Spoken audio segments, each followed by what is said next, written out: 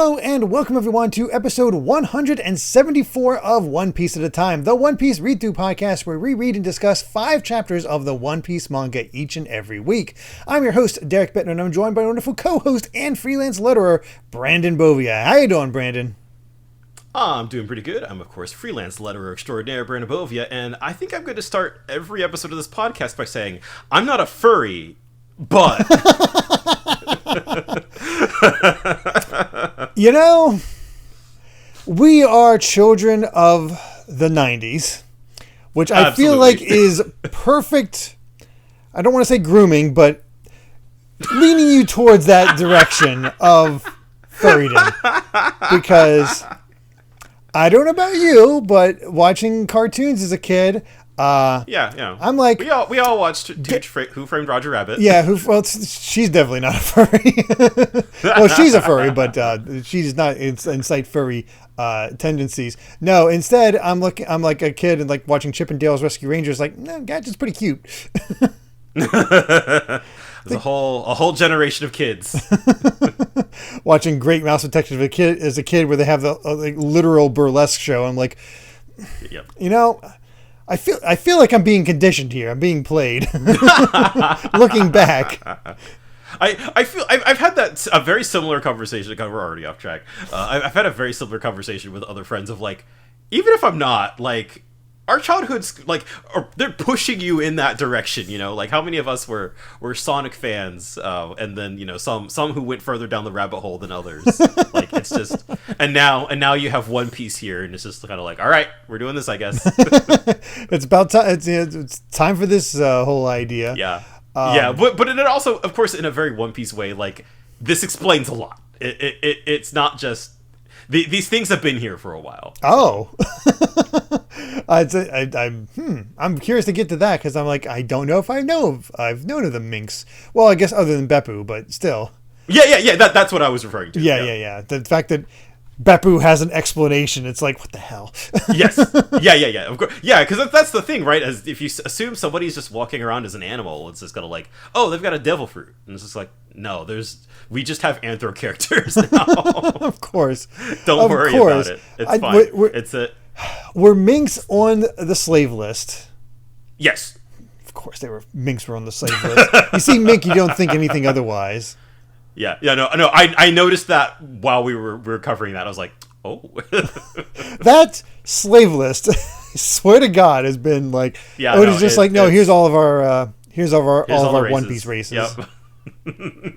Cool. Thanks, Oda. Yep. Before we get into it, because we obviously should, but it is a weird coalescence once again for us because we're entering the 800s. We hit this new era, of course, with the new arcs and all that.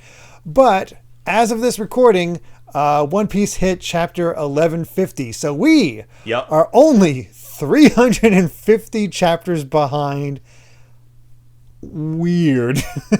I think what I realized when I hit that number 350, I was like, oh my god, the amount of like all the crazy stuff that happens between now and when we get caught up was like, oh no, like Oda actually, I feel like, I wonder if we'll feel this as we go on, but it feels like, like the pacing starts getting faster. It feels like the amount of revelations that we start getting that feel kind of like fundamental to our understanding of things. It's like, oh no, we're I feel like for the next 350 chapters, the brakes are going to come off. That's weird. I feel like I could be wrong, but I feel like we're kind of in that, we're in the end game. Yeah. I'm trying to think, like, I think around chapter 350, like actual 350 of One Piece, that was middle of Water 7, right? Yeah. That was like so we've got East Blue to Water 7 to cover yet, as far as to put that in perspective. Yeah. I mean, basically, like, we'll be caught up next year. Yeah. Right? I mean, theoretically. Good Lord. Man, what a milestone. Right? It's funny when you both hit even numbers like that. It makes it easier to calculate. Yeah. But, we got a brand new arc to talk about. So let's not waste any more time and just get right into it with chapter 801, Opening Speech. And hey, here's Cavendish and Ferrul chilling with Roses. Yeah, that's great. I really like I like this cover story. The thing that sticks out to me the most is like opening speech is such a good title for this. It feels like we're starting a new era. Yeah, and then just what's shown at points here is yes, it's immediately on the first page. Like, what the hell? Yes, because they're basically CP0 is here. They're saying that they didn't find a list of smugglers, but there are obvious signs it was stolen. So, as I suspected, all the military weapons left in the underground port were stolen after the incident concluded. That's a lot of material. This was an organization at work, and the Navy was alarmed about it too. So, basically, yep, that's what the Revolutionaries did. They took all the weapons. And who is our master sleuth here? In shadow, putting together all of the pieces. Frickin' Lucci is. If it isn't obvious from the beard, there's his damn pigeon right next to him, also wearing a mask in the same way. Which, God, I love that pigeon. This is great, and he got a promotion. Good for him. Yeah, he's gone to somehow after all that got a promotion, is back with it, and the guy he's hanging out with is obviously Spandam. Oh yeah, or Spandam, one of the two. I forget which one it is. Is it? I didn't collect that. Spandam is the son, correct? Yes, and I think Spanda is the dad. Yes. Okay, so Spandam. Yeah. So I actually did not. I didn't clock that, and I if you asked me like, oh, is Spandam a part of CP0, I would not have been able to tell you. I mean, that did not register to me at all. But I'm pretty sure that's him. Well, that's the weird thing. It feels like CP0 is a bit of a promotion, or even further Black Ops or something to that degree, but they lost. So it's like, what? And it felt like they were on the run. So what the heck happened with the CP9 crew that they seem to have, like, at least with Lucci, that this is going on? Because didn't he like disobey orders and be like, yeah, screw you guys? Yeah, they were basically like renegades. Last time we saw them with like the cover story, and so now they have rejoined the government. Weird. And got I don't know if it like goes directly like how the ranking works, but I think as we know, like, wasn't it that like CP0 is basically like the direct agents of the Celestial Dragons or whatever? Yes, I believe that's Something what they like that. said. Yeah. I can't remember exactly, but yeah. just the indication that Lucci's back. Yeah. Doing something. We'll see how that goes, because it's been. Yeah, he's off. How has he improved in the 2 years or 3 years? Yeah. 2 years. I had the 3D2Y mixed up. Yeah, 3. Yeah, yep. But that's all we see of that. Instead, it's more of narration as, one after the other. The strings of darkness had dangled overhead, each representing a tragedy befallen. So the people stifle their tears to the rhythm of the beat that resounds above the fray. Thus, the curtains are drawn on a nameless scene, long, sad, and without fanfare, leaving only the truth in your ears. The king has returned, and peace lies ahead. And gotta love, even as the princess, the next one in line, Viola's still just doing her dance, like when she's we first dancing. met her. I love Gyatz getting in on the action. Yeah. My boy. Gyatz's girls are singing along. Like, they are perfectly good at hyping. But the big change is that rather than the Tontatas being hidden away and declared fairies, the Tontatas are out and revealed. So Gancho, the chief Tontata, is introduced. Here's the daughter Mancheri, where, she's so cute. And they're working hand in hand. Yeah, looks like Leo has given some guy some blueprints, and they're like, "You want us to build this? You don't know what that is." Not until the next page, but notably, God, when does this come into play? Because it keeps being mentioned. Because Riku's like, so the Reveries this year, and coming soon too. It's like, many nations are already preparing for it. It's like, yeah. What is this? The Reverie is clearly important. Yes. It keeps getting mentioned over and over and over again. Yeah, because I think back when I was reading concurrently and seeing Fishman Island and like the offhanded references to the Reverie, I didn't think anything of it. But yeah. now now I'm reading a little bit more consistently. It's like, oh wait, there's something going down with this. Like yes, there's Oda leaves smaller hints than this. Yeah. Oh, for most bigger certainly. things. Yeah. I still think the most ominous one was when Fujitora was talking to Doflamingo about dissolving the Warlords. And he was like, "The Reverie's this year, buddy." So yeah. Yep. But now instead of a city that's made up of people and toys, it's people and the Tantas. Because, those who visit this land may find themselves surprised by the adorable sight of precious little Tantatas naturally coexisting with people throughout the city. And what's the first thing they wanted to build? Statues commemorating Lucy, Kyros, and God Usopp, specifically in his freak-out form. Yeah, it was just great. Oh, it's perfect. For one, I really love bringing it all back around to the statues, which of course, we saw initially of Kyros back when nobody knew who he was really. But now that is sort of being brought back as like, this is sort of, we are actually being able to commemorate and memorialize, the people who saved this country. And I love that, I feel like out of all of the arcs maybe that we've seen, like Dressrosa feels the most like we get to see how like Luffy's actions have like changed the society as a whole. Mm-hmm. And this is a great way to it's a great way to show that. Also, it's just perfect because it's Lucy, not Luffy, so they kind of get away with it. This right. So it's like they're not celebrating pirates. That's not Luffy. That's Lucy. Yeah, Lucy the gladiator. But we leave Dressrosa and instead move to the naval fleet at sea, where Fujitora has one last duty before he's goes wandering because he can't set a foot inside any base without hauling in Straw Hat and Law. And already Sengoku's like, "You're just a fool. If you just apologize, Sakazuki would get to keep his pride." And then Fujitora's like, "What about mine? Like, I need my pride too." Yeah, I love their dynamic. They're just sitting here eating ramen. Like there's no bad blood between these two. He's just that it feels very much like just like coworkers, and I feel like Sengoku's always been really good at that vibe of just like he's serious. Well, he was serious in the pre-time skip, but he very much his side of things very much felt like an office drama, and now he's just.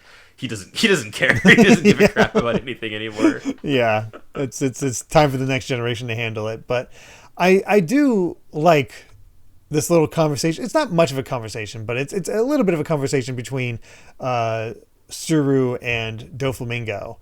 And this is real good. Real good stuff.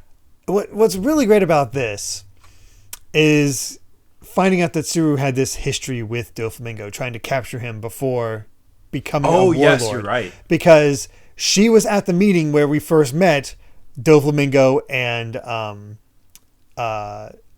Kuma after oh yeah, Crocodile. You're right. And she was the one that said, like, when he started doing the whole control thing with his strings, she's like, cut it out, basically. Mm-hmm. So it's like knowing that there's a bit more history between the two of them is pretty good. That makes total sense. Yeah, and that it all comes back to this, and as I love this conversation just because like after all of this, it's crazy seeing Doflamingo like completely chained up, and he's just kind of like, oh, so it was Fujitora. He's like, he's an idiot. That was your final chance. If he had sided with me and help crush those kids, it wouldn't have come to this. I was the one holding the reins on all the monsters in this world. You shouldn't have taken me down, because mark my words, you will rue this mistake. And he has his glasses back. He's smiling, all confident, like, you idiots. Like, that's what's so great about this. Is he has no remorse. Nope, no remorse whatsoever. It's just like, you fools walked right into this. Government should have helped me. I knew what I was doing. Yeah, right. Yep. Yeah, and even I love that, Tsuru kind of stands her ground and just going, don't give me that pathetic claptrap. There's this play pretend world where this and that might have happened does not exist. The only reality is the result of what happened, and you lost. And he's like, not getting the best of you. Interesting the line from her, it takes a thief to know a thief. So I was like, what is Tsuru's history? That'd be fun to learn. Like more of what she's all about. She's like, all right, what happens to the world of pirates now? And it's like, oh, what do you think happens to monsters when they've lost their food and the leash is gone? Is there anyone standing atop this sea now? Who rules this stretch of water? Is it one of the 4 emperors? Perhaps the 7 warlords who use their trickery to get by? Maybe those brats in the worst generation. But then they're the first of the justice. The Navy reigns supreme. And there's the Revolutionary Army. The will of the people is stocked with fighters to be reckoned with. And, of course, the people of the D, who have smoldered away beneath the currents of history. When will they show themselves and where? Who will aid whom? Who will betray whom? You tell those celestial dragons in Mary Joa, you will be dragged from your lofty perch. That is ominous.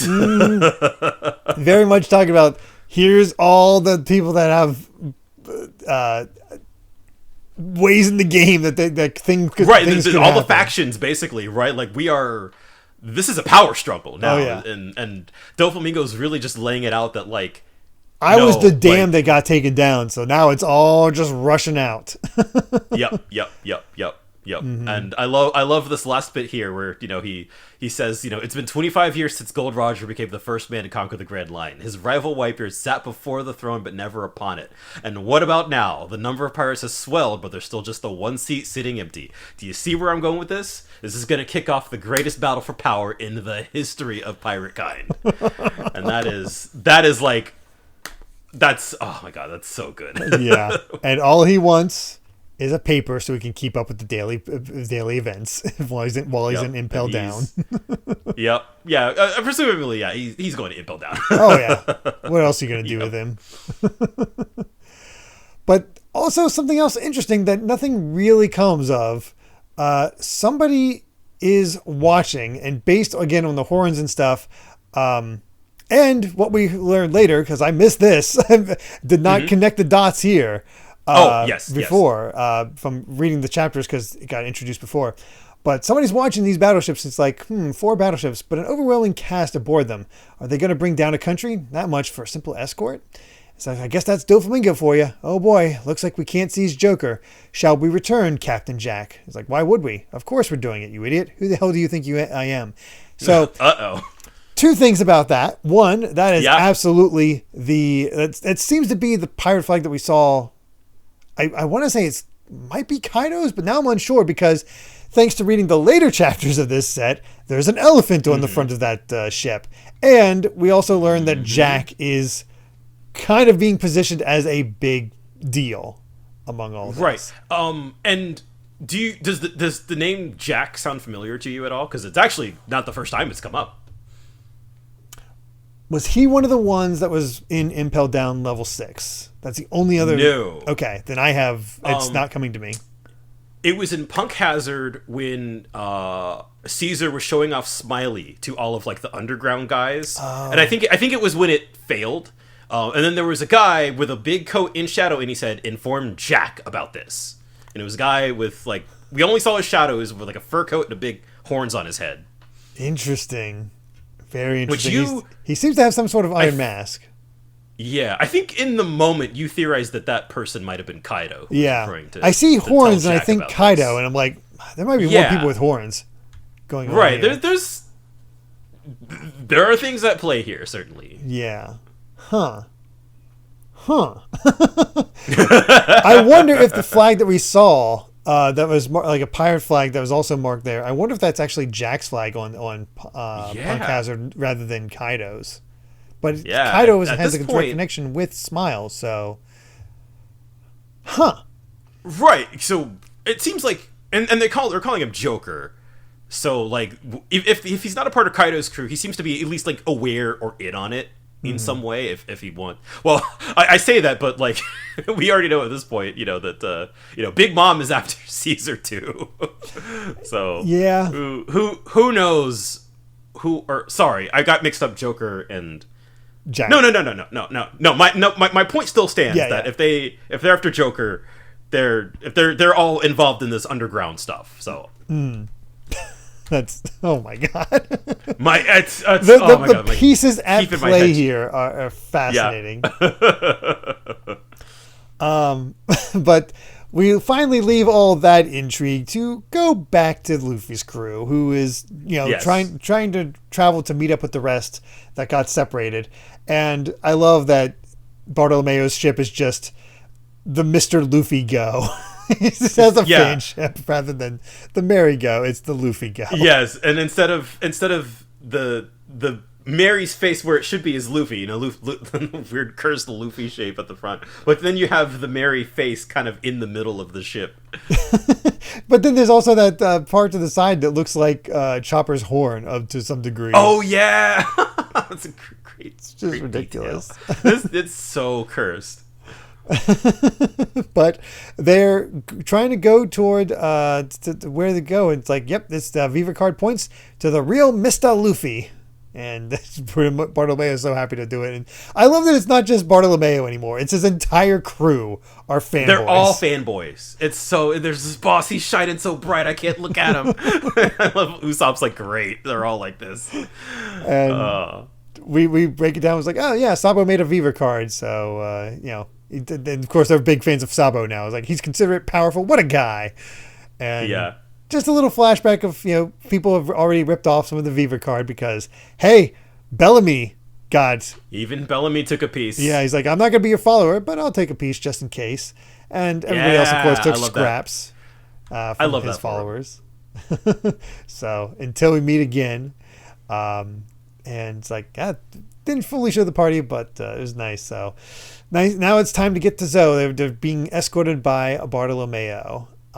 So just gotta hope they're okay because they were dealing with Big Mom's ship. But that's when Zoro informs them, hey, did you notice our bounties went up? And it's like, oh, really? It's like, oh, take a look here. And they roll out a little red carpet.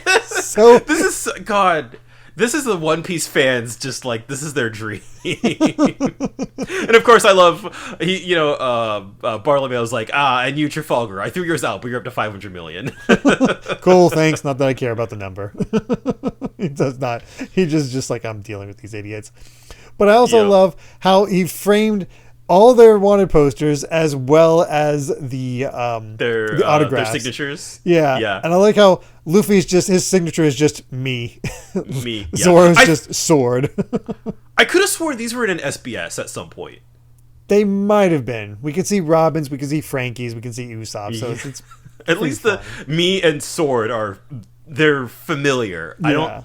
But I'm not. Is that like? Did we cover that, or is that something upcoming? I don't remember. I'm not sure. Anyway, we got ourselves our new bounties, and Luffy has jumped up another 100 million. He is now 500 million berries, just like Law. And his, I believe his poster has changed, or is it still the same? I think that's new because because they didn't have a poster like for time skip. Right? Yeah. So I think it was still the one. It's like the same pose, but like the back of Usopp's head isn't there anymore. Right. Yeah. But I like the idea that Luffy and Law are both at 500 million. That they were equal partners in taking down Doflamingo. It's a nice indication. Yeah. Because when we met all the supernovas, Kid was the highest, right? By a little bit. He was like 20 million higher, I think, than Law and Luffy. Yeah. So it's cool. It's mainly cool because of the brutality. Yeah, because of that, which makes sense. Yeah. And Zoro is now at 320 million, so he's now above Luffy's big jump when he first got to 300 million, so he's keeping up there. Robin got a jump to 130 million. I believe she was previously at 69, then went to 70, and so she nearly doubled her bounty. Wow. So pretty good there. That's impressive. I don't remember what Frankie's original bounty was. I want to say it was in like around 40 million, but I do not remember. Yeah, that's the tricky part about these bounty chapters. It's like, oh man, I don't remember what they were before. Yeah, it's a little difficult, but Frankie's excited because he's almost at 9 digits, and his photo is actually of General Frankie, so that's fun. I feel like that'll be pointed in order to keep Frankie a bit anonymous in the grand scheme. But then this is the best. This is so good. God Usopp, 200 million berries. He's the third highest Straw Hat. That is sure to upset Sanji. Even Frankie's like, I'm the only one under 100 mil. This sucks. Not paying attention to poor Chopper, of course. Right. But he's choking out Usopp. It's like, how dare. This bit, it just keeps escalating. It's the God Usopp joke is one of the best Usopp jokes. It's amazing. I love that they're rolling with it. And then Sanji's up to 177. I forget what he was before. Same with Nami, up to 66. Yeah. She got it updated where she's more of like a magazine pose, and they're like, when'd she get this taken? Yeah. It's good for Sanji that his is not that stupid drawing anymore. Yeah, he's just in his lovey-dovey pose, so they know what he looks like. He still has a stupid photo instead of a stupid drawing. I think it's also funny because I think he still has a bad nose. His nose is still messed up, so they still have yet to get him down. Happen? It's extremely cursed. Yeah, it is very cursed. Chopper, I think he rose from 10 to 100 berries. Yeah. I think Chopper was only 10 berries before. He might have been 50 at some point. Maybe. Or I could be misremembering. I don't remember. But, hey, he's getting on up there. You can do it, buddy. he's making it. And then Brook at 83 million. Good on you, Brook. Of course, it's just his concert poster. They don't even need to take a photo. Yeah, all good there. So, and then everybody else that took part and helped out Luffy, everyone got a minimum bump of 50 million berries. So that includes Bartolomeo. But the interesting thing here with Sanji's that I'm like, his instead of dead or alive like everybody else, it's only alive. Yeah. What's that about? Yeah, and that's how we end the chapter. Like, okay, why? What is it about Sanji? What is it about this? And that whoever, assuming that these are for like the government, right? Or I guess whoever, assuming that these are put out by the government and they're the ones who are putting out the bounties. I don't think we've ever seen a wanted poster that's only alive. Like that is like a new format. So the fact that that's kind of a thing that you can do is very interesting. I feel like this is not really a major aspect of this set of chapters, but you are starting to get like, what on earth happened in like the 4 days or whatever that the crew got separated from Dressrosa. I know, right? That is the other the time frame makes me really question what's going on as we go along here. Yeah. But man, all in due time. All stuff that's just like this indication of like Oda's definitely setting up for stuff. Yeah. It's I love this because it's just like, man, you have no idea where this is going. Nope. I got no clue where this is going. Oh man. Whew. But let's go ahead and move on to our next chapter, 802 Zoe. And get another spent a half hour on one chapter.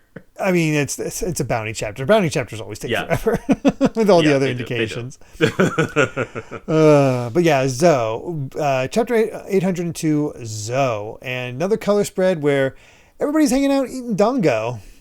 Yeah. Very Japanese themed. Yeah. Hanging out with a big old hippo. The hippos are fun, and Nami seems like she's more of a waitress than anything else, because just the way she's like almost flirting with them. Yeah, so, the kimono is really cute though. Oh yeah, I like this one. What does the text say on that thing that Luffy's holding? It's like Luffy is like some other wanted thing or something like that. Like there's some sort of story going on here involving the samurais, but yeah, I can't quite tell. I have noticed that Oda just constantly puts them in like traditional Japanese outfits. Yeah, that's great. There's you know what, I'm not gonna say, but there's something here that is technically foreshadowing. Of course there is. Like many of the with Japanese themed color spreads. I'm not surprised. I am not surprised in the slightest. But let's get into the chapter itself where, it's dangerous traveling across the Grand Line, especially the New World, because now here comes hail the size of their heads, breaching the deck, They just causing issues like, oh crap, this is not good. So, and Frankie's trying to steer and be like, okay, which way are we going? Who's the navigator? I need orders. It's like, we don't have a navigator. We're just, landlubber gangsters. So it's like, how did you make it to the New World? Right. And then we got this other character named Gambia. It's like, hey, Grandma, listen, there's some huge hail falling here. He's like, oh, we always call Grandma back when there's trouble. It's like, okay, so you do know someone asked for help. What do we do? That's like, so adorable. I love this gag. It's like, okay, here's the advice. You know how there's that gum stuck to the deck? Yeah, we've never been able to get it off. Wrap that hail in cloth, freeze the gum with it, and wow, it just came right off. That's not the advice we need. The guy just gets bonked on the head with giant hail. Poor Usopp freaking out, and she's like, "Oh, that guy got a lump. Rub it with sugar." It's like no more folk wisdom. Yeah, I love. We're just immediately just into pure chaos. I love Luffy's like, Nami, come save us. Frankie wishing they had the Sunny's equipment. It's like, oh god, we are not ready for this. And we're let's be honest. Robin is the best in these chapters. She doesn't do a lot, but as a background character, she is perfect. She has so many good gags in this set. It is so good. she's just back in the smiling about whatever's happening. But and I gotta love how Bartolomeo is just like this hardcore gangster, this fanboy. It's like why don't you just put up a barrier to block it? It's like, but Grandma always said don't fight against nature or you'll pay the price. It's like, go back and live on land if you're that scared. I love that. How did you people survive this long? They got crazy iguanas, sheer walls of water, massive storms as they're all going through it. It is hell to get to Zoe. It is, yeah. But we get to our new Navy HQ, which I believe is mainly marked by the fact that it has the wings as part of the... I think so. And it's on the... Actually, wait. I think they did mention that it changed places. I forget where... Okay. Yes, it's on the exact opposite side of the red line. Yes, it's actually in the New World now. It's in the New World, yeah. But they just swap places. Yeah. I was like, wait, did they explain that? Oh God, they did. But so many details. Apparently, it's time for us to meet our 7th Warlord. Yeah. What did I say about expectations management? Right. Because apparently this guy took out the AO pirates that were formerly working under Whitebeard, and it's the Warlord Edward Weevil, who I don't think we've ever heard of before. I don't know this guy. Well, and that's the thing that I was like, oh right, because Whitebeard's real name is Edward Newgate, but because it's One Piece, Edward is the last name. Oh, it's so weird. I mean, it's like right. I'm not sure. It's always weird to think that for whatever reason, it never confused me with Luffy. But right. It's like Monkey D. Luffy. It's just one of those things that it for some reason it rolls off the tongue. It's natural. But then you start to get into people who have first names as last names, in cases like this. So it took me a second to go like, oh, okay, that's what they're doing with this. Yeah, Edward's the last name. Whoever this Edward Weevil is taking down former Whitebeard crewmates, captains. 16 so far. It's just like always. It seems like they got into an argument and then the entire town was blown off the map. 600 civilian casualties. So, oh my boy, God. this warlord system is really not great. It sucks. This, in the immediate aftermath of having Doflamingo being taken down, is so funny. And Kizaru was like, I don't know if we can overlook this. This is quite the quandary. But yeah, he is claiming to be the actual son of Whitebeard. Whether the truth, it's a true or a falsehood, doesn't really matter. It's the only thing that matters to them is that as a pirate, he is immensely powerful, just like the real Whitebeard in his youth, at least in terms of strength. And then we actually meet Weevil. Yes, and he's a little bit of a goober. He's very much a goober. Like, he is. Yeah. Has weird proportions, a awful haircut, the awful. Yeah. The mustache is very similar to Whitebeard's, and he's stitched up on his neck, his arm, his leg. Honestly, kind of reminds me of one of Moria's. Yeah, right. Friggin' zombies, but they apparently keeps getting in arguments because all these guys, these captains he talks to, is like, they say they're the only sons of Whitebeard were the pirate crew, but I'm the actual son of Whitebeard. My hair is white, and this is his nickname is Whitebeard Jr., former bounty of 480 million. So the dude is tough. Like, yeah, absolutely. And then we also see that his mother is here, who is so tiny that she doesn't even come up to his knees. Yes. And this makes me feel like the whole bit is very much like it's like a Hollywood mom almost. Kind of. Where she's just, she's dressed up, she's got sunglasses on, like she looks like somebody who's just playing appearances. Yeah. We don't know whether or not, we don't know if their claims are true. I imagine, I hope she's shrunk in her old age, because good God, that her paired up with Whitebeard is a logistical nightmare. A little worrying. A little worrying. Yeah. Honestly, there's two things that came to my mind when I saw this pairing. One was, of all things, the live-action Addams Family movie with the mother and Uncle Fester. Yeah. Very much like tough guy, but the mother is like the commanding force there.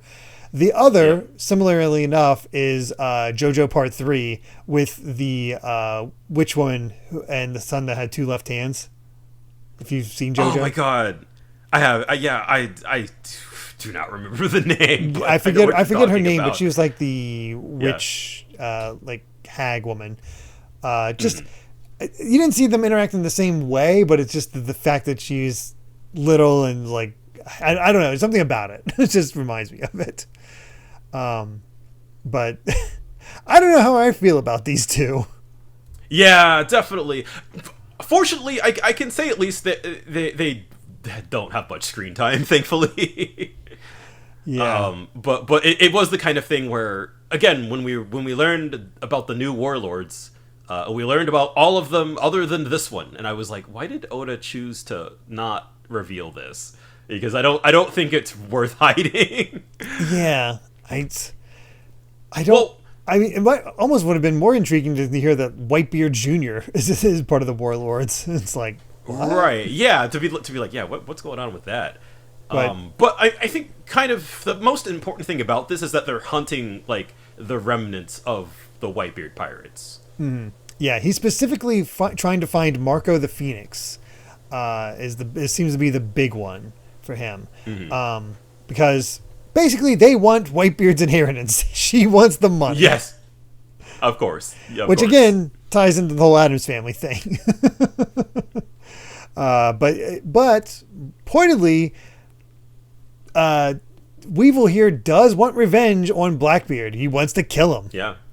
So at the very least, he believes that he's Whitebeard's son. Yeah, he absolutely believes it. But she gets the news and she's like, Doflamingo's gone down, and it's because of Garp's grandson. They say Marco and the other captains protected him during the Paramount War. Then he might know about Marco. Should I go whoop him? It's like, okay, so just put this guy in the front of Luffy, and we just see the town completely on fire behind him as they walk away. It's like, good God. Weevil's definitely a really... Just let Oda cook. I'm very curious where he goes with this. That's sort of where I put it. I don't have a firm impression on where I love him right away. I don't hate him right away, but I feel like there's not quite enough to go on, and and we really only get bits and pieces, so it's one of those things that's like, sure, I guess he might have a plan for this, he might not, I don't know. Might be a gag, I don't know. I feel like it something will come of it, but we'll see. We'll have to see. Yeah. The other thing that just catches my interest about all this is just the time frame, because it's already been like 3 days since since they last saw the Sanji's group, and it's taken a week for them to get to Zoe, which is interesting at first, because why did it only take them a few days to get to Zoe, ostensibly, but it's taken them longer, and we do learn the reason why. We do learn the reason, and I feel like, although part of it is probably that they suck at navigating, that is also part of it, is that they are having a rough time. But there is a really interesting reason for it, though, as we'll see. Yeah, and speaking of rough time, they're all seasick. Yes, it's funny just like how much, without the full Straw Hat crew, like, they're all worthless. Yeah, it is. I like how it just really shows the cohesive unit and how it just works better that way. Very much so, yeah.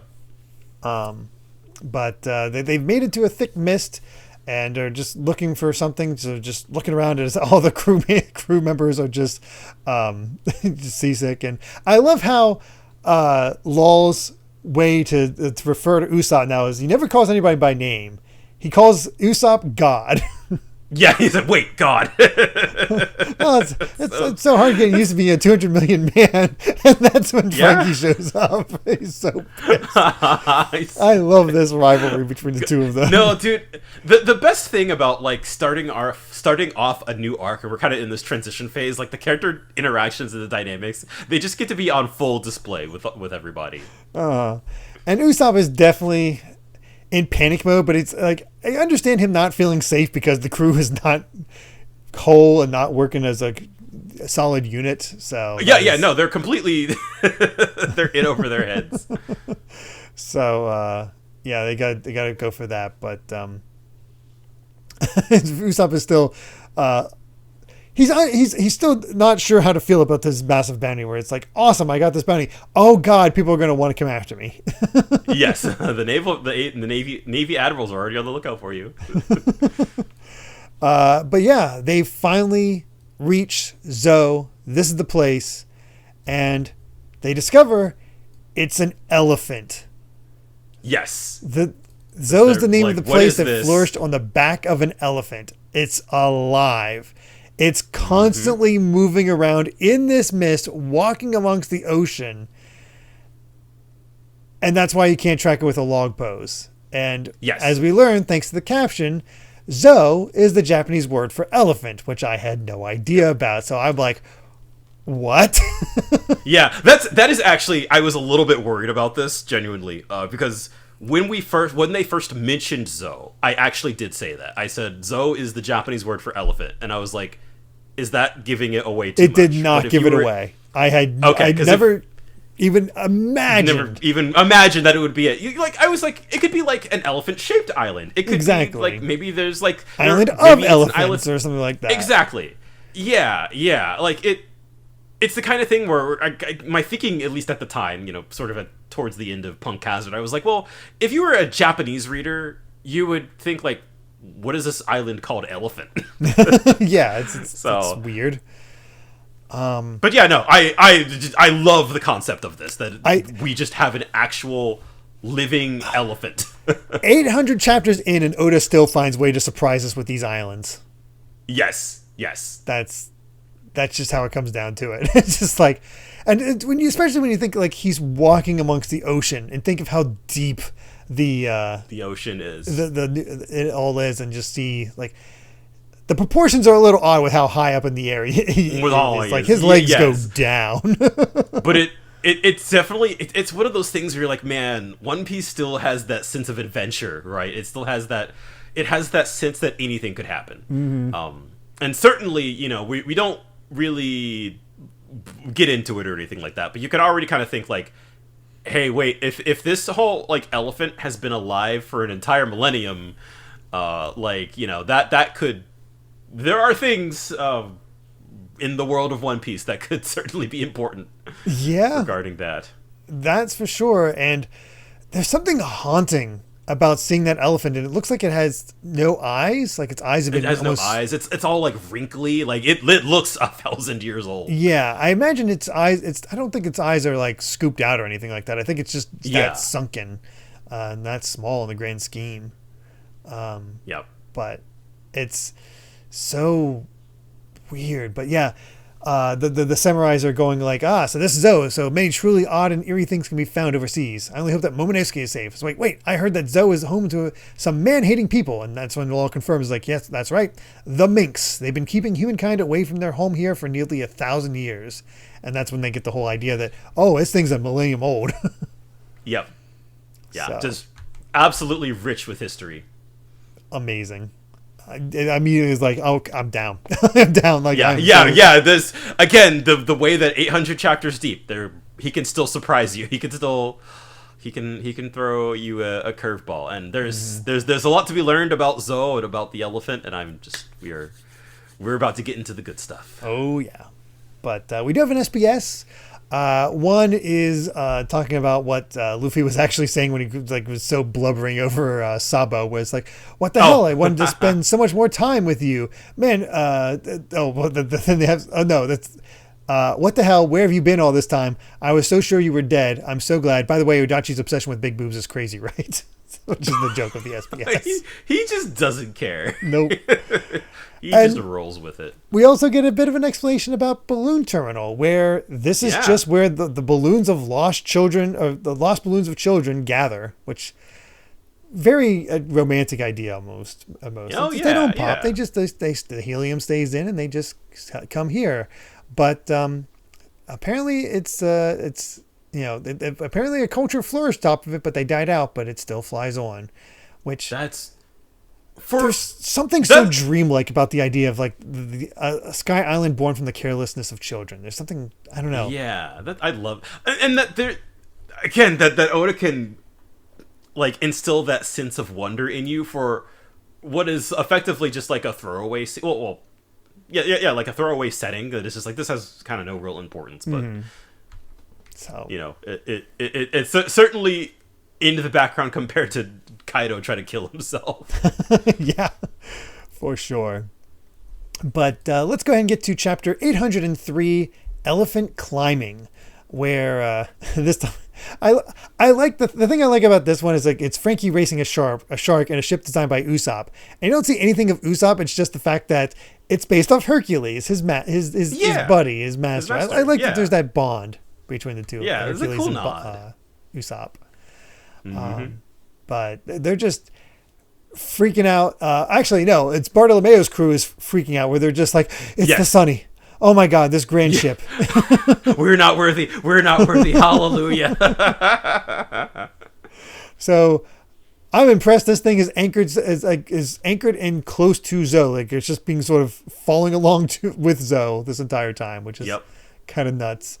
They seemingly escaped from Big Mom in One Piece. Yep. And I love Luffy's like, hey, Sanji, Navi, Chopper, Brook, Momo, and the gas guy. Yeah, you, whatever your name is.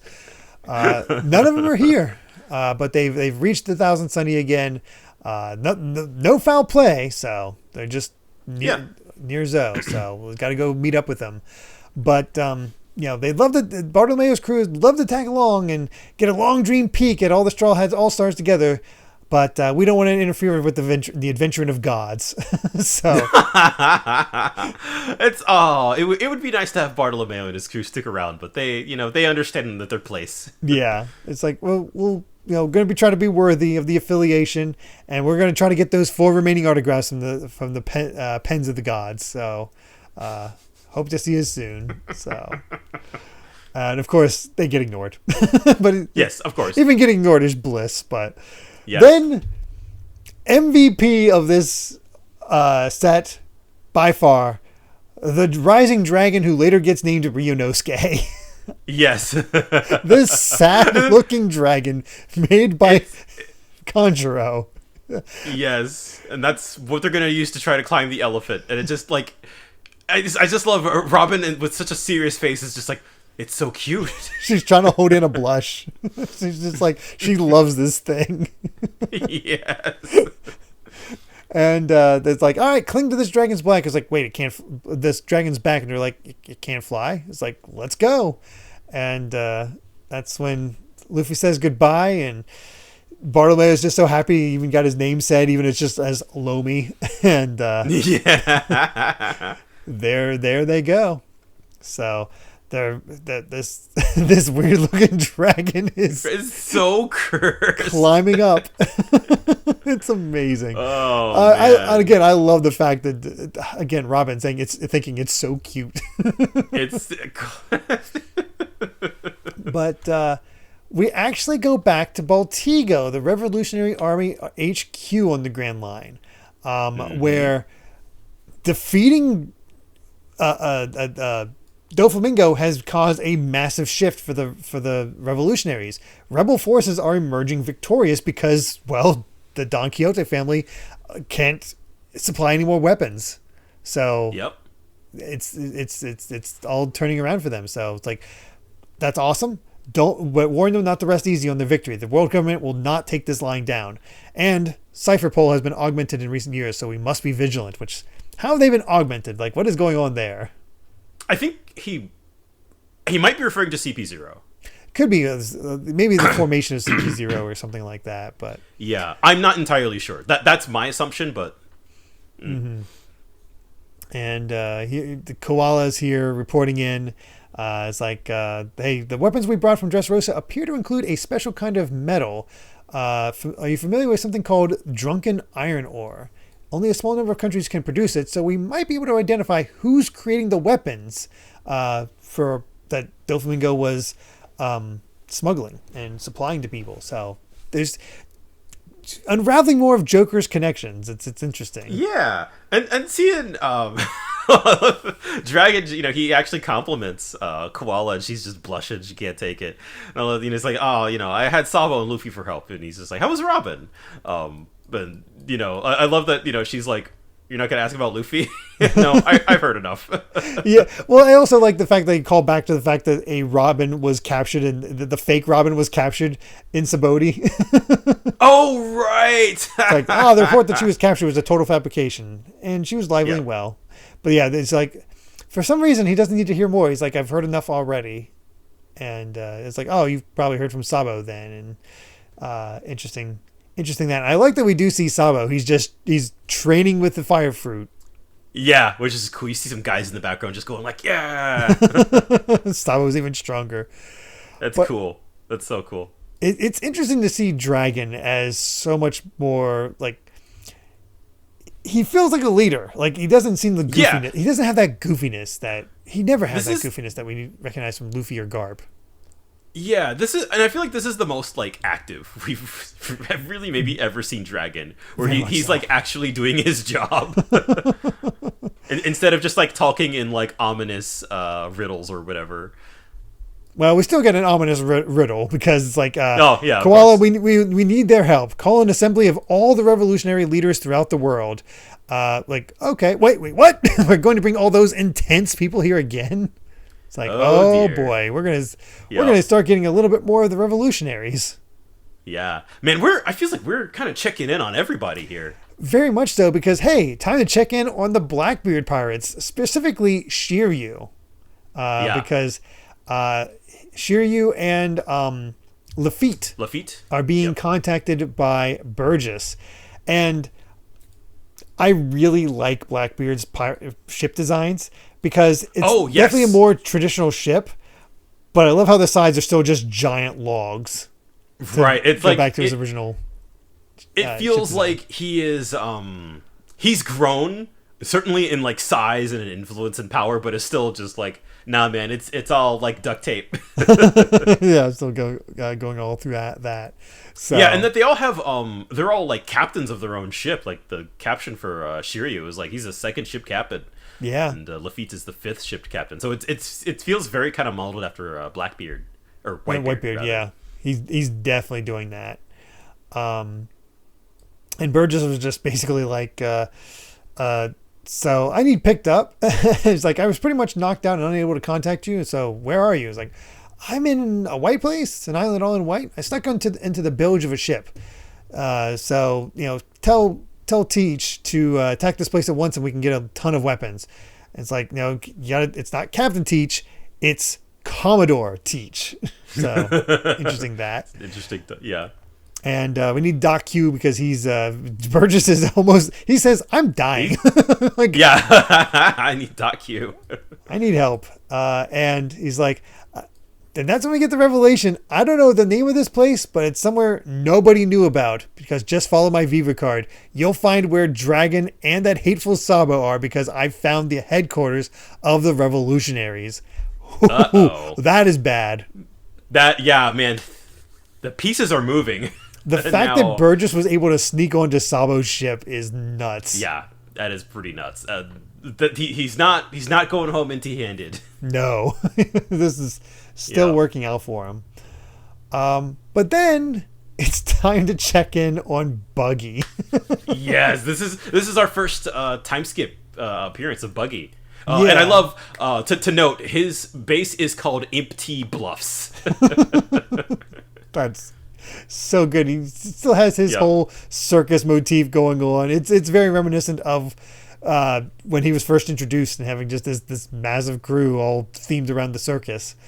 And it's our transponder snails are bringing off the hook for more manpower. Now that Doflamingo isn't supplying the weapons anymore, they're all begging for pirate mercenaries. We've got a monopoly on the fighting business. It's like, good to know, man. Once you've eaten your fill, it's time to go raise hell and get out there and pillage because he has that pirate temp agency. A pirate temp agency is so good, and it is so Buggy. And we don't get to see much of him. He's sort of like this big figure, but I just imagine under that cloak, he's just widening his arms and limbs. Yeah. I think that's the whole thing behind his design. Is like it's just it's this big cloth, and he just has his limbs kind of on the ends of it, so it makes him look really big. A massive set of hair, and he really built out. Like it's kind of cool, Yeah. and I like that. He's kind of taken the Warlord system into his own hands, where he's just like every act of piracy you commit under the name of Buggy the Genius Jester becomes the legal business of a Warlord of the Sea, and it's just like, that's actually really smart. Yeah, he kind of figured that out. Yeah. Well, and then of course we have the bad news here is delivered by is that that's it's the lamb-headed guy. Moji? Yeah. I forget his name. Moji. There's Moji and Kabaji. One of them's the lion tamer. One of them's the lionhead guy. Yeah. But we've learned that apparently Haruden was an S-class mercenary, and he's quitting. It's like, well, one of them is going to hurt. We still got 4 more giants. Like, no, all 5 of them are. It's like, they're our biggest breadwinners, and just at the start of our busy season. Why? I don't think you want to know. Uh-oh. I love the fact that Harjuden actually worked for Buggy's temp agency. That's amazing. Hey, man, a giant's got to get a job. It is just like, Buggy's not going to be happy that he quit to go work for Luffy. I do love this small glance at Buggy's crew's post-time skip designs where Moji is definitely filled out a bit. Certainly, yes. Kabaji, mostly the same, has a nice top hat. Richie has gotten nice and fat. Also, he's always been hungry. Now he's actually getting to eat his fill. Yeah, that's true. Yeah, he's always been hungry, never had enough to eat, and so now that I love that Buggy has discovered the wonders of capitalism. It's just like, hey man, business is booming. They've got wine on the table. Like, I love that. Mr. Three's in the back there, just like doing this with his glasses, just pushing him up, like, doing his thing. They're doing really well for themselves, and I kind of love that for them. I love the redesign for Alvida. Oh yeah, where it's almost like she's a ringleader outfit. yeah. It would just kind of barely see her in the background there, but like I love that we're getting time skip designs for all these characters now. Mm-hmm. Even from afar. But we go back to Zoe, the island that has flourished amid the clouds atop a giant elephant's back. And It is quite the climb where this thing is slowly climbing up, and Usopp is like, my arms are tired from holding on to this thing, but it's so high up. And Luffy's like, oh, he's trying his best. And once again, we get Robin. It's so cute. Yeah, they still can't see the top. No, it's like, how did Sanji's group get up here? Are they even there? That is a good question. We get a question. It's like, why did Kinemon and Kanjuro want to come to Zou? It's like, well, you deserve to be told everything. But first, we must be set at ease. Indeed, when we first left Wano, it was Zou that was our destination. We want to know that Momonosuke is safe and that our other companion lost at sea has arrived here as well. The ninja Raizo. So there's actually another member. They got ninjas, and that immediately catches all their attention. Where even Law, which is the best. Like Law's all about like ninjas. Yeah. Only Robin is not impressed. Of course. This is the boys love ninjas. We're doing this again. They love robots and they love ninjas. Of course. And then the chapter ends because something is falling from the sky straight towards them. Oh man. Dude, this set is so dense. Oh, it really is. It really is. Good lord. I love it. We do have another SBS. Basically, somebody asking like, "Why are all the celestial dragons so ugly?" It has to be a deep reason. So I'd love to hear it. It's like, well, you see, I just really hate these guys. The way they abuse their power. If they're not going to have a shred of kindness and decency, then I'm going to draw them with weird faces, and that's why. That's why they look like that. So there you go. He's so real for that. Mm-hmm. And then somebody noticed that Rebecca's cape got tattered, despite being protected by Robin at the time. But they also saw a bandage on Kiros later on, so it's like, that's why it's tattered. Is that why it was tattered? Because she tore it off most? And he's like, you got to be careful how much you rip off of her, because it might be a little too sexy. And he's like, and that's when Oda reveals, like, I was gonna have more ripped off, but then I realized that's a little too sexy. It's like, so there are limits even for him. Yeah, she really needs that cape. Oh boy, brother. Yeah. But let's go ahead and move on to chapter 804, Adventure in the Land Atop the Elephant's Back. And so that's how you know we're here. Yep. We finally arrived, and I love this one. Ace, and Sabo and Luffy playing baseball. Yeah, that's great. Ace would be a good pitcher. Yeah, definitely. I can see that. It's just fun to see them chilling together. But we get into it, and they look up and something's hurtling down at us, and it seems like a monkey in a top hat just screaming and just like, what? And Kanjuro is not even really paying attention. It's like, indeed, tet is the sound that Raizo makes as he runs. It's like, he's a monkey? Everyone, what's going on here? Like, I love this scene where they all just sort of shift to the side and dodge, but that's when Kanjuro just randomly decides, Nimpo technique, art of the blindfold. Guess who? It's like, whoa, is it Kanjuro? It's like, you're the one behind me. It's like, you prankster. So cute. And that's when they both get hit by the monkey, and they get sent flying off of the elephant. Oh, no, they're dead. It's like, what was that thing? Well, and then, God, Robin here just fell past us. I don't know. At first I thought it was a blood-drenched person stuck full of knives, but then it looked like a baby monkey. Why would you think that first? And somehow they get a conversation. It's like, somehow Kinemon's able to talk to him saying, I am well. Go on ahead. We shall catch up before long. It's like, well, let's go down and get him. It's like, Zora's like, hey, dragon, start climbing down so we can get them. And the dragon's like, it just starts wheezing. It's like, we can't do it. It's too cruel. We can't tell this poor thing to go back. He's just wheezing. It's so sad. He's got like a little sad face. He's so miserable. Yeah. He looks like a Peppa Pig character with those lips and some of the angles they get from him. Yeah. And it's like, it seems like he just wants to finish his duty as quick as he can. It's like, he's in pain. Let's just let him take us. And that's when again we get Robin going, it's so cute. And He's like, all right, sorry guys, we're going up ahead. We'll meet up later. It's like, understood. It's like, oh no, you don't get unauthorized entry. Go ahead. He's like, what's with the voice that we don't recognize? It's like, yeah, there was another voice in there. And then, of course, we get this poor little guy trying to climb up, and I love just Robin just hand over her mouth. You can do it. That's so good. She's rooting for this little thing, and this poor thing, even the manga just says, is trying its hardest as the sun's going down and it's climbing up, and it's like they can see the top, and Usopp's so invested. It's like, you can do it, you can do it, you can do it, almost there. And they name him Ryunosuke for some reason, but hell yeah, Ryunosuke, you can do it. And he finally makes it up to the top, and everybody's cheering and celebrating, and he even gets a nice big grin that he's so proud of himself. And Frankie's crying his manly tears, and we got Robin back there like petting him, and then she's just like, she even has tears in her eyes. I don't think we've seen her cry since Enos Lobby. And then you'll turn back into a drawing now. It's like, no, don't go, Ryunosuke, and he goes back into a dragon. It's like, and they're all shouting to the sunset, Ryunosuke, as you can see the poorly drawn figure in the back. It's so, and then of course, freaking good.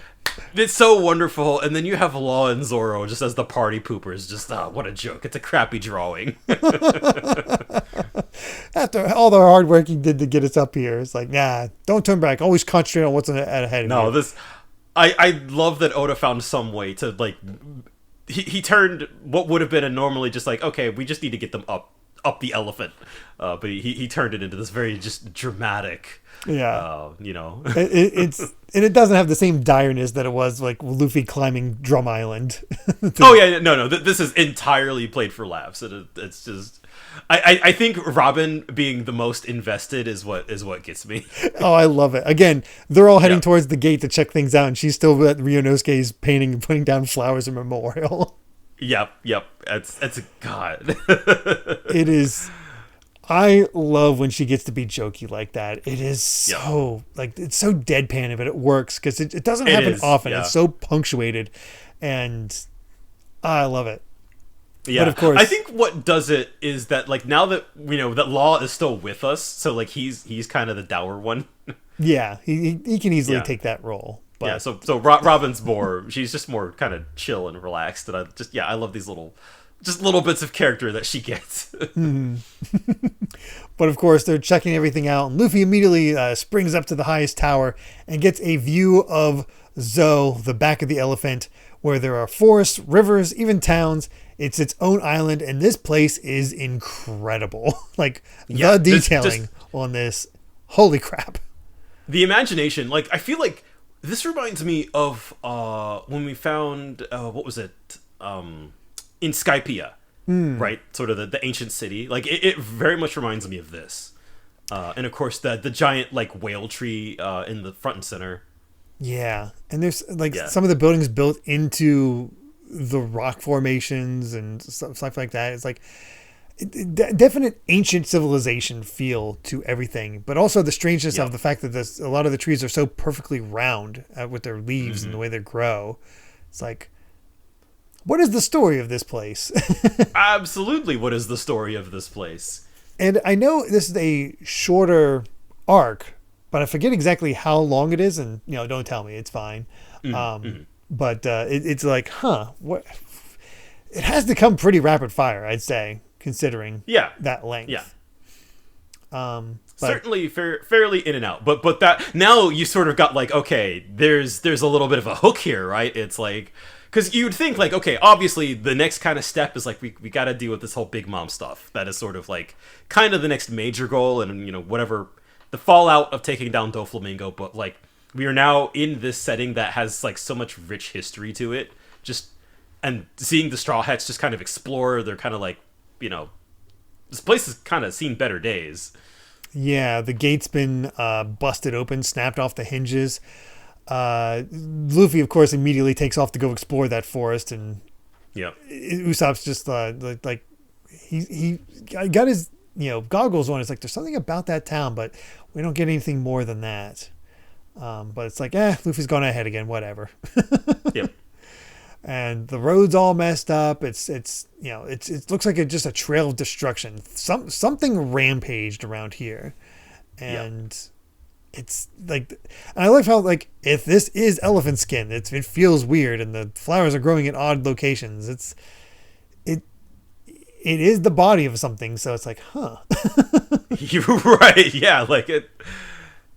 There's so many questions. I really I love the sense of adventure here. Mm-hmm. But somebody's spying on the crew, and where they're asking, what happened to Bariate? What the lesser minks just waltz right through the gate. Maybe they beat him. So what's going on there? But meanwhile, Luffy has reached a town. Is like, wow, there's no one here, and what's up with this place? It's falling apart. Hello, Nami, Sanji, Chopper, Brook, and Gassy. Oh, whatever. Forget about him. Yeah, it's kind of easy to forget that Caesar was there with them. Although, no, that's also interesting. Is Frankie is just like, I sense faint traces of gunpowder and maybe gas too. Oh, interesting. Actually, I just noticed something about Frankie's hairstyle for this arc. He's doing an iceberg look. His hairstyle looks a lot like icebergs. I could see it. That would make a lot of sense. I'm still trying to figure out what his shirt means with the I Sun HT. My interpretation is sort of like I heart hot. Like just using that's the thing. I don't know.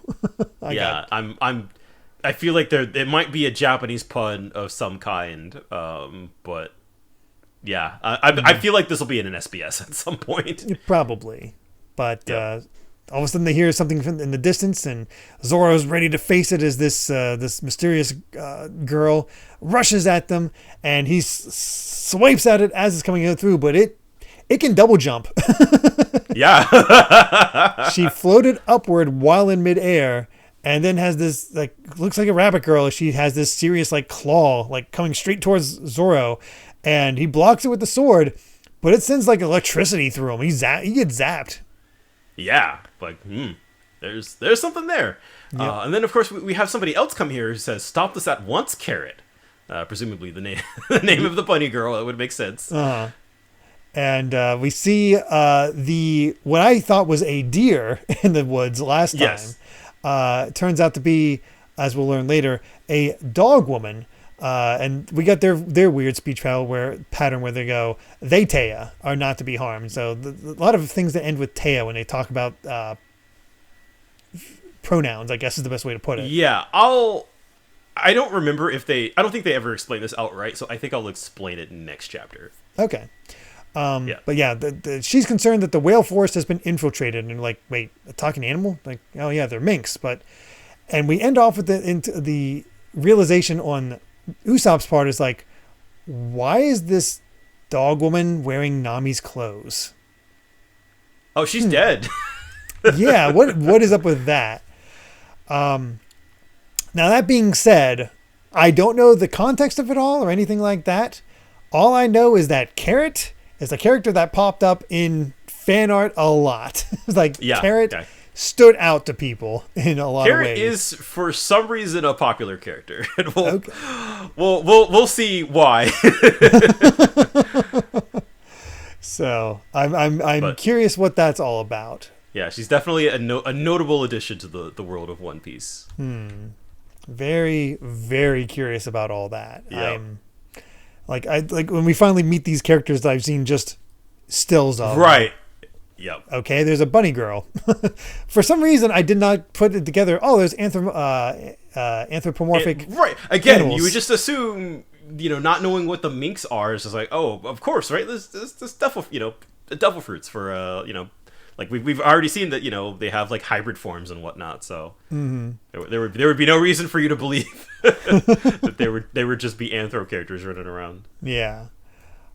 We do have another SBS, of course. This one, well, my heart. It's Ryunosuke has his fans because it's the SBS is made out of Ryunosuke. Yes. But then there's somebody's like, "Hey, I noticed all these references to Naruto for this. Is that on purpose?" Because what Oda is basically explaining here is that for people who only read the volumes, they wouldn't realize that chapter came out the same time as the final chapter of Naruto. So, he even explains some things where it's like, many people seem to think that One Piece and Naruto are enemies. But as a matter of fact, I've been a close friend of Masashi Kishimoto, the author, for years.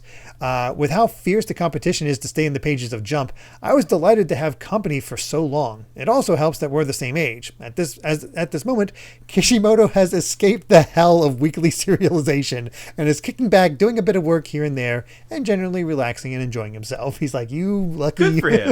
Yeah. Save some room for me. That we basically we know what's going to go on with Oda when he reaches that point, because boy, retirement. Yep. Thank God. I'll just draw when I feel like it. Yep. I need me a Dragon Quest like RPG series that I can just do character designs and nothing else. Yep. Yeah, I mean, I guess this would be a pre-Samurai 8 then. Which was his next serialization. Oh, I don't think I ever realized that Kishimoto made a manga after Naruto. I thought it was all Boruto. He wrote it. He didn't draw it. Oh, okay. He just wrote it. Okay. Yeah. That's a little bit easier. Yeah, it ran for like a year or something. It wasn't that great. Oh well. Yeah. But let's go ahead and get to our final chapter of the set, 805, The Minks. We've got our next cover series, number 22. Story. It's the 500 million man arc. Now the question is it 500 million men or is it 500 million berries worth man?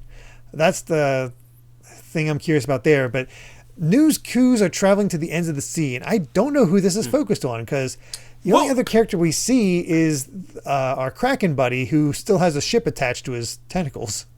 Well, I think you kind of missed the crucial part here. This is Decks of the World, 500 million man arc. So this is not a cover story about one character. We're getting more decks. I didn't think we'd get decks so soon. Well, because the last time was pre-time skip, so this is all time skip Decks of the World. Right over my head. I didn't even think about Decks of the World. The news coups should have been the indicator of that. Mm-hmm. Now that I think about it, but I think the implication here is we're going to see people react to Luffy getting a 500 million bounty. Yeah, the new bounty, which wasn't it said before that at 500 million it sort of the bounty stopped increasing beyond that point because it's just so high. I know that gets thrown out later, but I think that's. Was that a thing? I feel like that's something that was mentioned at some, like, they offhand thing that we talked about. I was like, that doesn't seem right. I think, Jinbei said that, I think. Yes, Jinbei. What a lot. No, that's complete BS. Yeah. Absolute liar. Not even close. Like I can't think of a single in-canon justification for why he said that. That is completely wrong. And we get into it, and Zoro's intrigued as we start this out. I was like, what kind of weapon is she using? I felt a momentary electric shock, and we can see the zzz coming from her. Only one hand that has like a claw to it. And it's just like, and intruders in the whale forest. Yes, it's bad news. It might anger the Guardians. It's like, what is happening with these guys as they're doing all of this? Yes. Also, it's worth pointing out, I don't think we touched on this at the end of last chapter, this dog girl came in riding a giant alligator. Well, it looks kind of like the banana gators from Alabasta. A little bit. They don't have the banana on their head, but it is that same sort of vein. Similar shape. Yeah, and it's massive. Mm-hmm. And Frankie's immediately like, are they humans? Are they animals? It's like, and Usopp's more concerned. He's like, where'd you get the clothes? What'd you do to Nami, huh? And that's when Robin immediately goes, perhaps they eat people. It's like, don't be morbid. But I feel like that, in this case, that is actually a reasonable conclusion to come to. Yeah. But even just with this one chapter, I'm starting to get why Carrot might be a fan favorite. Because, one, her jump is amazing. Of course, as a rabbit girl, she jumps basically, she can see the entirety of Zoe. Yeah, it's because carrots give you good vision. That's the myth. But even from that jump and that height, she can see him. And then I think the other thing that's cool about her is that she has a bit of a fantasy character vibe to her with her outfit. Yeah, very much like an old school fantasy. Yeah. Kind of vibe. Like she could have stepped out of Record of Lodoss War and instead make her an elf rather than have the ears go really pointing and long horizontally rather than honestly that is a vibe. I feel like that is what Zoe is trying to capture. Like is very much that kind of like traditional swords and sorcery kind of fantasy. Oh, okay. But with with animals. There's a disturbance in the whale forest straight through Corral City. And this dog girl's like, all right, let's hurry, Warnie. Her this very stubby alligator that we see from the side. It's like he's not long; he's like squished. Yeah. Also, of course, pun. The Japanese word for alligator is wani. So of course, it's Warnie. Yeah. And she just shouts out to them, like, "Hey, we don't have time to take you guys there. Just follow my instructions. On the right is the right rump forest. Head there and turn left at the deep dark swamp. From there you'll find Ortega's crew's corpse is ahead in right flank forest." So that either they're all dead or she's talking about Brooke. I feel like she's probably talking about Brooke. She's probably talking about Brooke. I like these names make sense. It's like, oh yeah, the flank, the rump. That would be how you explain this one, a giant elephant. Yeah. Like, it's interesting. Oh, sorry. Oh, just the directions. Like you are asking a lot from this group to follow those directions. Yes, absolutely. This is the wrong group. But it's very interesting that Carrot is like, they're gonna be shocked, and all the dog girl says is that we can't help it. What's done is done. The one who just infiltrated the whale forest is most likely the pirate Straw Hat Luffy. He must be their Taya captain, but he will receive no mercy. Yeah, it's interesting that they know who the Straw Hats are in this case. Right. So. Yeah, and that's just like, okay, we have your crew, or we've seen them, so like something has happened. Mm-hmm. I also like that Usopp misinterprets it. The crew's corpses are ahead. They've all been killed. I'm not thinking about Brooke. Yeah. And of course, Robin, their bodies are still intact, so the rule's out being eaten. God. And it's like, and so I like this display of confidence from Zoro. It's like, calm down, swirly brows with them, and he wouldn't screw up and let them get killed. It's like, yeah, it's fine. It's just a trap to rattle and manipulate us. So it's just unbelievable. So your crew's supposed to be here, right, Lol? It's like, are you able to get in touch with them? It's like, no, I didn't actually expect to see them ever again after all. Oh, yeah. But I do have this Viva card. I was expecting to die.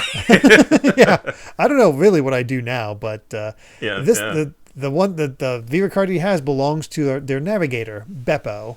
So time to go see this polar bear, which Usopp asks, is he a mink too? He's like, yep, this is his hometown.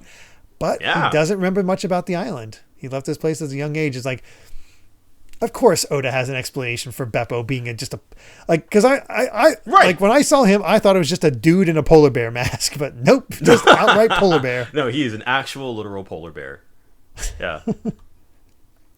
But apparently been with Law for 10 years, so somehow found him sometime after losing Corazon. Yeah, that would make sense. Yeah.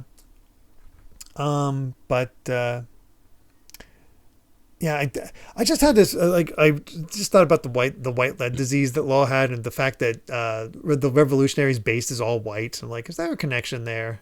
Oh, I don't know. I don't think so, but it would be something to keep people away.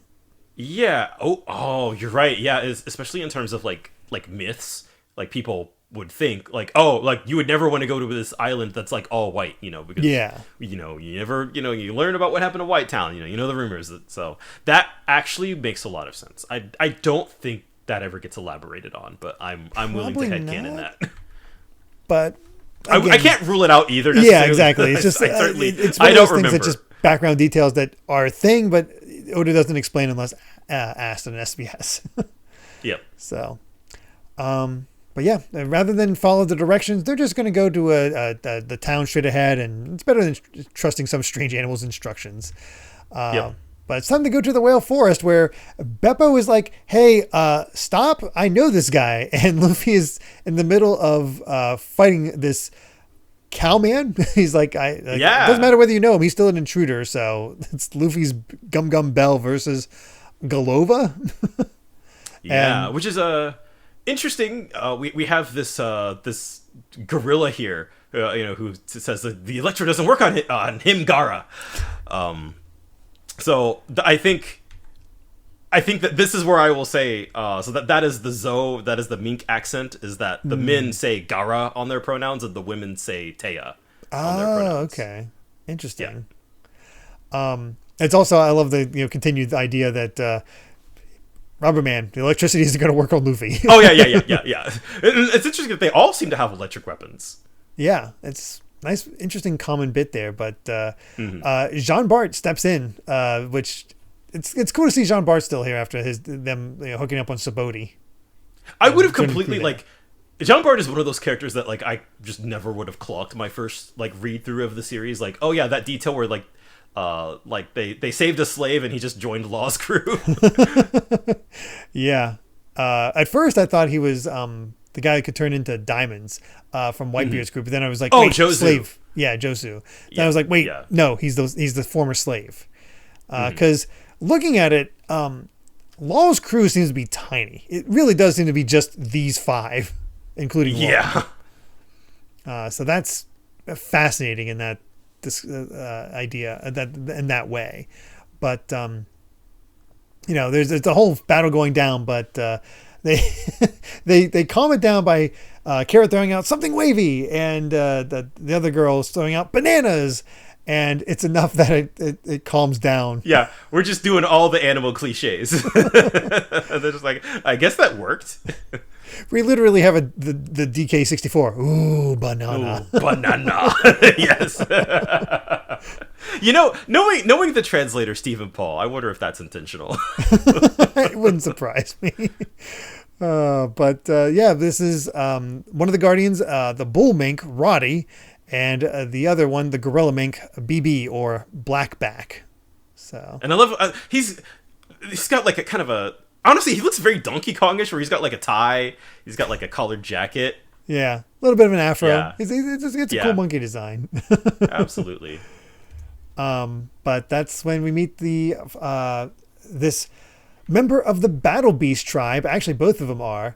This is the Dog Mink, Wanda, and of course the Rabbit Mink, Carrot. And I mean, good designs all around. I do prefer Carrot's design overall, but yeah, I feel like once we'll figure out the whole thing about why she's wearing Nami's clothes in the first place, and of course why would a dog girl need to wear a bra in the first, that's a whole that's a whole rabbit hole I don't want to go down. Rabbit also of course also in Japanese, wan is the sound of barking, so that's why she is a dog girl named Wanda. Oh my god. All puns. So you gotta get those puns in there. And Carrot's the obvious pun. Which I think also leads to, I remember in relation to Carrot, I saw some discussion because one of the boys from Usopp's hometown, Tsuru Village, is also named Carrot, at least in English. Oh! It's a different form of Carrot for these two characters in Japanese.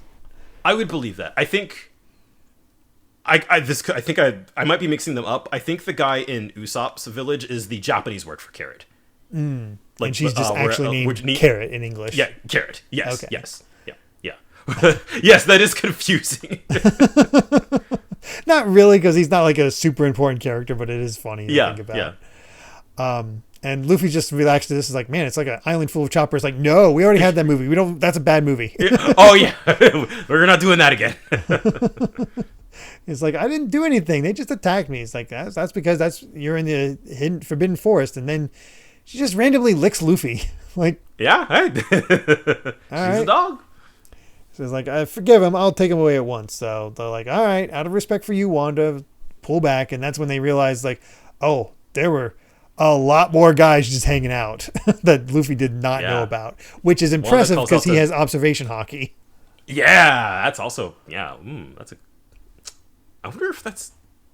Does that get explained? I'm kind of curious now. Don't know. Yeah. I did, yeah. And also, like Wanda calls out one of them's called Pedro apparently, which seems to be the Lion Man up here with the ripped ear. Yeah. Very interesting. Yep. But she's just like, hey, be happy it wasn't a moonlit night. So it's like, oh no. Oh! We got werewolves. That's dope. We'll get back to that later. Oh, okay. Yeah, I didn't think that. I did not clock that the first time I read this. Yeah, no, that we'll come back to that. And that's when Law's crew is like, hey, you remember us? You helped us out. We helped you out at the Paramount War. He's like, oh yeah, you're Traffy's talking bear. And they're like, Traffy? Who's that? No, I work for Trafalgar Law. It's like, we're the Heart Pirates. It's like, yeah, that's what I said. Yeah, that's what I said. No, it's not. These guys are silly. Yeah. It's like, oh yeah, we saw in the paper. We're an alliance now. Cool. That's cool. It's like who? Yeah, it's like, yeah, Traffy's with us. It's like, who is Traffy? He's like, oh, Traffy's Law. Oh, yeah, They're he's so here. Stupid. How this silly bunch get involved with Law? That's what I right. Yeah, they're all such goofy little guys. Then their captain is just like the biggest edgelord. But as the rest of the crew get into Corral City, they're like, some kind of attack happened.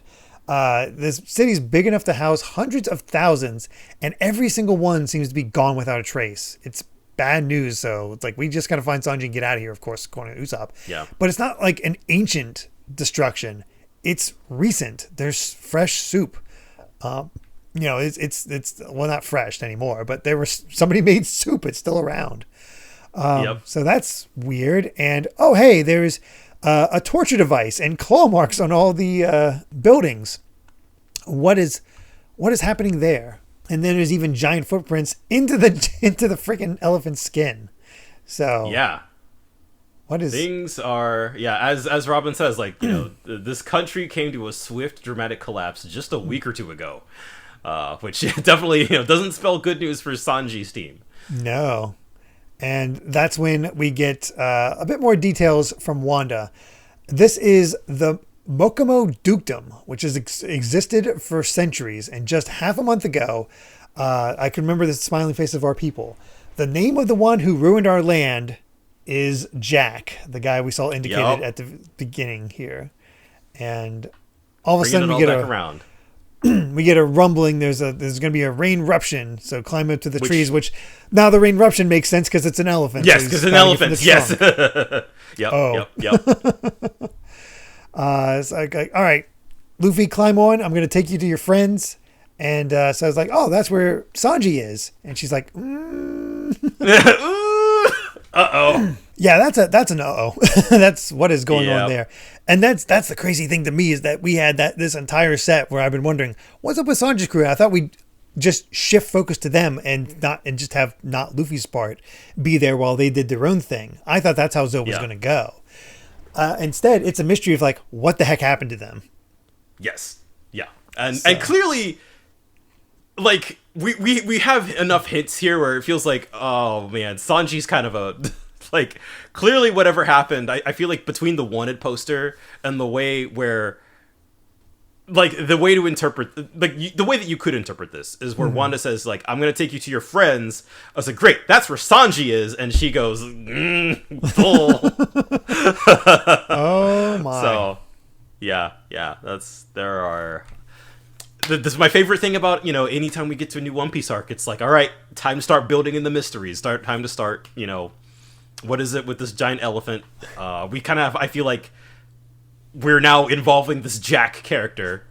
So we're really, building up that, I'm going to guess, next villain for this definitely arc. We're not going to be here for a long time, but it's going to be a good time. I'm excited. I had no idea what to expect from Zoe. Honestly, I was expecting sort of a more civilized place. I don't know why.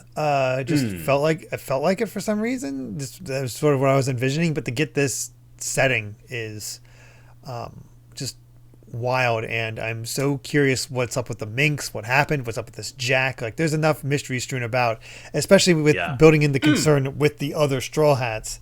It is, it really feels like, oh, cool. The momentum that Dressrosa built up after Punk Hazard is not going away. We're just it feels like we have not missed a beat. No, it feels like, all right, just boom, boom, boom, boom. It really, now that we're kind of into this, I'm kind of feeling like, yeah, it's not just that, like, certainly Dressrosa was not like a one-off thing, but it feels more like, now that Oda has hit his stride in Dressrosa, we are just going to keep building off of that. So I'm excited to revisit some of the stuff, because there's a lot about Zoe I've not revisited in a really long time. I kind of remember the broad strokes, and I feel like, again, knowing that it's not really that long of an arc, like there's only so much of, like, the pieces are going to fall into place eventually. Right, it's not going to take long to figure this all out. Yeah. I don't know when or how necessarily, but we'll get there. And certainly, I think we'll serve. This really is kind of like our transition into the next couple of arcs of One Piece. It is very much kind of like we're putting down all the pieces. Man. But yeah. This is certainly not just like a breather or anything. Like, this is a really important arc, despite its short length. I am down for that. So, yeah. Oh man. We do have one last SBS here before we head off, where it's just, hey, what did the Don Quixote family look like that as kids? And Oda supplies all the ones that we didn't already see, and they're about what you'd expect. Yeah, pretty much. Although I love how Senor Pink is still hard boiled even as a kid. Yeah, no, he's cool. That's a cool kid. Like, he would have fangirls at that age. Oh goodness! But, I'm gonna miss these guys. They were such a fun crew. It was a very interesting batch. I remember first seeing them, I was like, what is up with this crew? What on earth? Right? They're all weird. So, oh man, I'm excited. A new arc, new intrigue, and I'm ready for it. I'm ready to see what happens next. Yeah, it really dawned on me, like, we only have but so many, like, new arcs left, right? To be like, oh, we're going to a new location for the first time. Like, we got about, like, a half dozen of these. Oh, which is man. Wild to say. And I am definitely feeling the pull of, God, I wish I could read ahead. Right, yeah, right. Like, this really is like oh man, we're right on the cusp of really, really good stuff. Mm-hmm. But with that, I believe we've said all we've wanted to say about chapters 801 to 805 of One Piece. Thank you so much for listening, and you can find more of my ramblings and stream VODs over at BitNerd Games on YouTube, or simply BitNerd on BlueSky. And Brandon, where can everyone find you at? I am Brandon Bovia on Twitter and BlueSky, talking about anime, manga, games, and my job, and just been doing more of that, ready for more One Piece. Of course, we talked at the start about we're 350 chapters behind. The manga's at 1150. I have not told Derrick what the current arc is called or where it takes place, and I will not be doing so. I feel like we might be leaving soon. Oh no! I feel like it could either be really short or really long, and that is very fascinating. Boy, I have no idea. I have no idea. If you know, you know. Well, if you'd like to help us out more, you can support the podcast over at patreon.com/Derrick Bittner. That's DerrickBitner to listen to the next episode ad-free 3 days early, as well as patron-exclusive bonus episodes. And make sure to return next time as we discuss chapters 806 to 810 of One Piece. So until then, my friends, bye. Remember to take life one piece at a time.